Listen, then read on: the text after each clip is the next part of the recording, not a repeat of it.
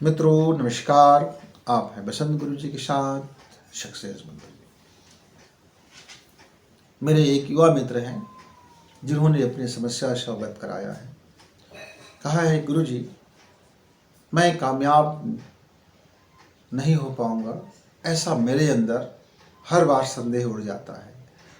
और मैंने एक ड्रीम देखा है कि मैं एक उस ड्रीम को मैं पाना चाहता हूँ। उन्होंने ड्रीम के बारे में बताया है, सारी चीज़ विस्तार से बताया है।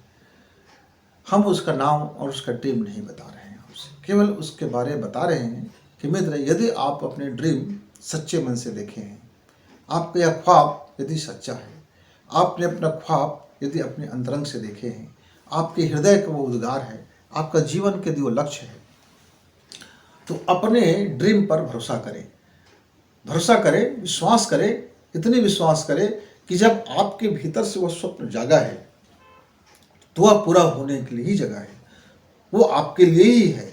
आप उसको प्राप्त कर ही चुके होंगे।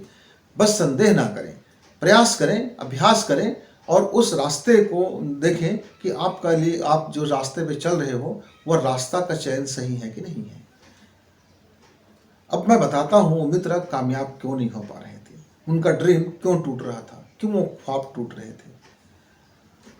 वह 2 बार 9th में फेल हो चुका था।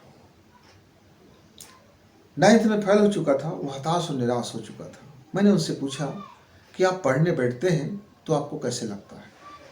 तो उन्होंने बताया कि जब वह गणित खोलता है तो डर चुका होता है।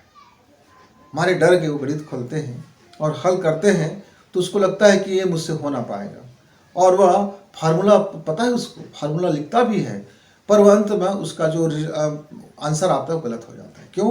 वो लगातार मन में एक भय है और उस भय के कारण वो फार्मूला में कहीं न कहीं गलती और चूक कर लेता है। वो जब इंग्लिश लिखता है तो उसके मन में भय है, कोई इंग्लिश में बहुत कमज़ोर है, वो नहीं जान पाता, तो सारे स्पेलिंग को गलत कर बैठता है।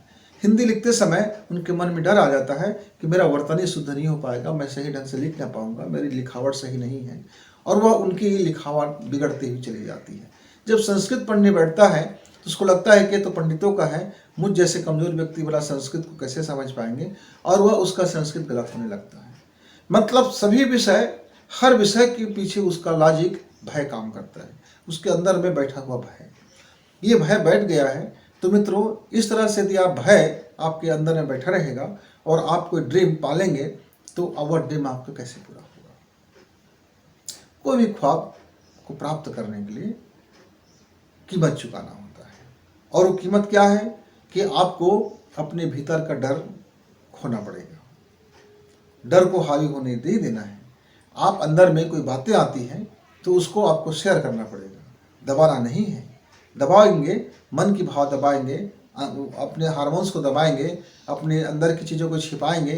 जितना ज़्यादा छिपाओगे उतना ही ज़्यादा कमज़ोर बनते हुए चले जाओगे। बोलने की कला सीखना है, सोचने की कला सीखना है, और प्रस्तुति की कला सीखना है, आपको मन शेयर करना सीखना है। आपका भय निकलना चाहिए कि कई बच्चे हमारे ऐसे होते हैं, पढ़ाई में बहुत अच्छे होते हैं, जब कभी स्टेज पे जाते हैं तो डर जाते हैं, तो स्टेज फेयर के शिकार हो जाते हैं, तो उनका एक पक्ष कमज़ोर पड़ गया। तो मित्रों, आप अपना ख्वाब देखिए, कामयाब होंगे, पर कामयाबी के पीछे में जो रास्ता है वो रास्ता सही चयन करें। क्या रास्ता चयन करें कि आपने जो ख्वाब देखा है उस ख्वाब को प्राप्त करने के लिए कौन सा मार्ग है, क्या क्या आपको दक्षता होगी, क्या क्या आपके अंदर में खूबी होनी चाहिए, और उसके लिए कितना मेहनत करना पड़ेगा, कब कब मेहनत करना पड़ेगा, किस तरह से मेहनत करना पड़ेगा। सारी चीज़ों का आप पहले सूची बना लीजिए, लिस्ट बना लीजिए, और देख लीजिए कि आप कहाँ पर हैं, आप में क्या खूबी है, आप में क्या खूबी को बढ़ाना है, क्या कमजोरी है, उस कमजोरी को क्या डाइवर्ट करना है।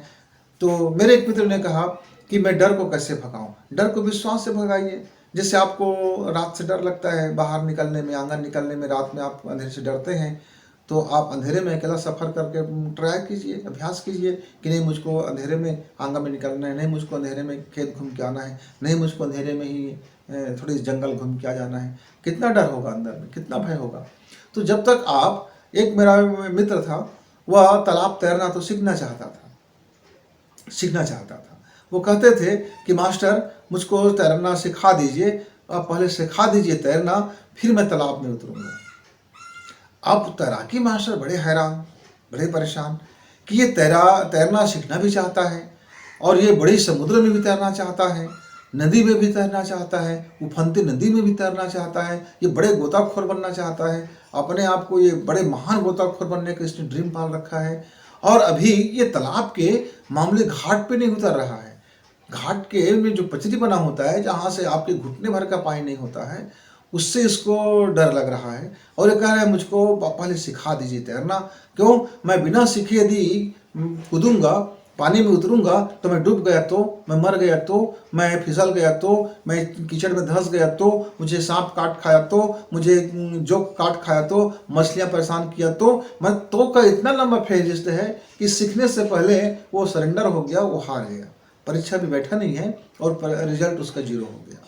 मित्र, यदि आपको सीखना है, तैरना सीखना है तो पानी में उतरना पड़ेगा।